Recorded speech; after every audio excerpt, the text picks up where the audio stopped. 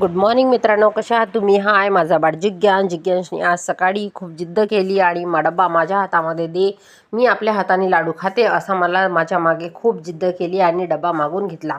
शेवटी त्याने डबा उघडला आणि डब्यातून एक लाडू खाल्ला आणि मस्त याहू याहू असं करत तो आपल्याला झाकण लावायचा, उघडायचा आणि मग लाडू तोंडात खायचा असा त्याचा खेळ चाललेला होता. इकडे मी बेडवर थोडीशी आराम करत होते तेव्हा तो माझ्या जवळ आला आणि माझ्या अंगावर खूप मस्त्या करायला लागला. माझे पूर्ण केस विस्कटवून ठेवले.